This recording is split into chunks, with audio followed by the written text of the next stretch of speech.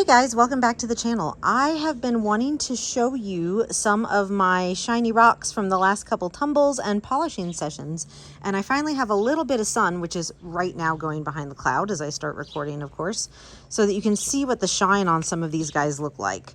So let's start with this one. These guys all went through a rotary tumbler, not my vibratory tumbler. And even with the sun behind the clouds, you can see that they all got this mirror polish to them, and some of these are really neat. I've got some jaspers in here, I've got an amethyst. These didn't necessarily all tumble together, but I just wanted to show you some of my favorites. We've got some Dalmatian stone, again another jasper, a yellow jasper. This is a unikite, very pretty. This is for my friend Amanda, who has been wanting to see green rocks. I've got some green rocks here for you. This is a venturine, and so is this one. But look at this polish on here. So this is proof that you don't need to have fancy equipment or a vibratory tumbler to get shiny rocks. Some of these took, just look at that shine. That's just great. I love it. This is the itty bittiest little agate. Look at the bands on this thing. So some of these I bought from the rock shed some small and extra small rocks to use as filler in stage 1. And you can see what some of these extra small rocks wound up looking like. And you can see in my hand how tiny some of these things are. But they are just so cute. And then at the end you get these ultra shiny little bitty rocks with these cute little agate bands. So a lot of these little agates, that's where that came from, is from these ultra small these extra small mixed rocks that I threw in there, which was really, really fun. And I also have these, which have told me, most of these have told me that they want to become some sort of pendant or jewelry. These shapes on here, on some of these rocks, like look at that, how cool is that? Some of these have told me that they just want to be a pendant. Like, doesn't that look like it wants to be a pendant? These I did not pre-shape. These are not pre-shaped cabochons. These just came out of the tumbler in these shapes, kind of happened organically, and I feel like these want to be jewelry. Look at the shine on some of these. I love this rose quartz here. I don't know if you're getting quite the reflection that I'm getting in real natural sunlight, but wow, that thing sparkles. So that's all out of the rotary tumbler. Then I have the things that I've been polishing on my flat lap. All of these cabochons went through my flat lap all the way through 3000 grit, and then finished with a cerium oxide polish. This cabochon I actually made to fit this bezel. I haven't glued it in yet. And I didn't polish the back on that because it's getting glued in. But these took a really great shine. This is sodalite. And look at that. Some of these just took an amazing shine. This feels like a candy corn to me. This is Serape Jasper. And I feel like this is gonna have to be some sort of like fall Halloween pendant. It looks like a candy corn, and I just love it. This is another piece of sodalite. Again, I'm not sure that the camera's really picking up how shiny this thing actually is, but wow. This is an amethyst. Most of my other amethyst cabochons I went ahead and put into the vibratory tumbler. I'll have a video on the vibratory tumbler coming soon because that was new, but these were all hand polished on the flat lap. Then I have all of these amazing Malawi agates that we cut open on a previous video. If you don't know what I'm talking about, I'll put a link in the description to this cutting video. And oh, there it goes. There you can see the shine on some of these. So I'm going from my best Malawi agates, or from my worst Malawi agates to my best. And even these, which were not just like stupendous, took a phenomenal shine.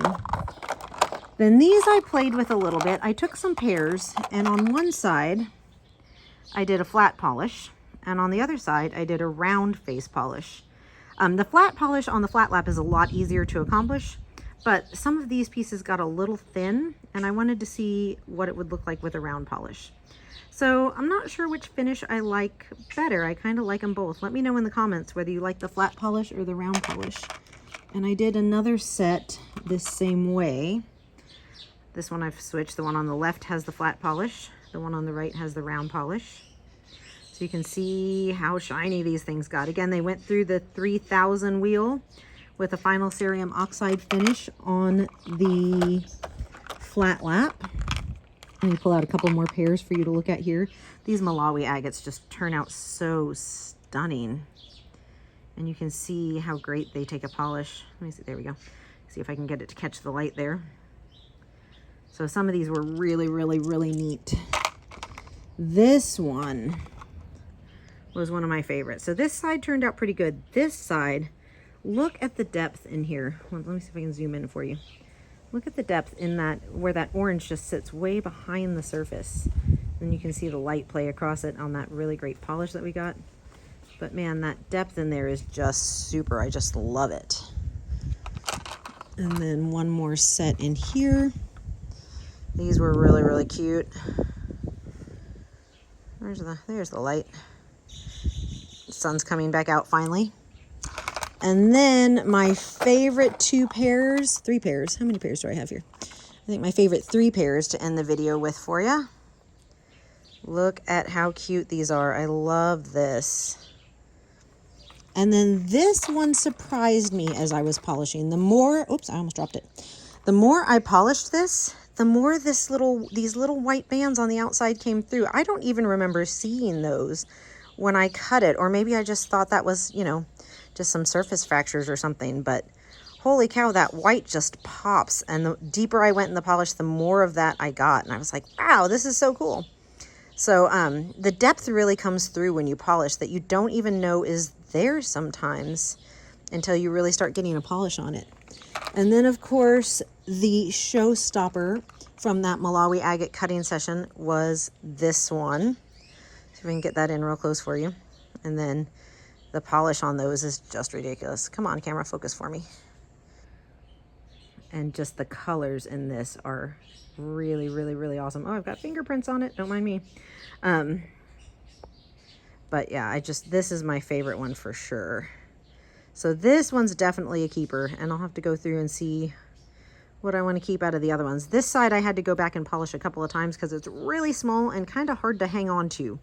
This side was easier because I've got a little bit more rock to hang on to there.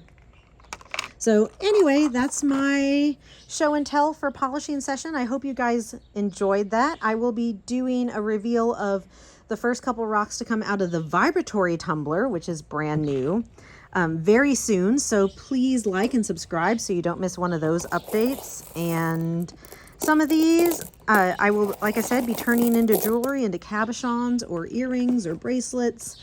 And stay tuned on the channel for the reveal of what that will look like. I'm going to be doing some wire wrapping. Ooh, look at that. Sorry, I get distracted by shiny rocks. I really enjoyed this process.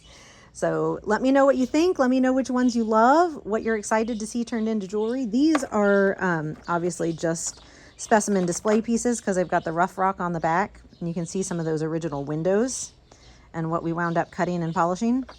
And there will be more polished rocks to come in the future. I have a whole, I think 2 tubs of rocks waiting for me to polish that I have cut. So I got to get to work. We'll see you guys soon. Thanks. Bye.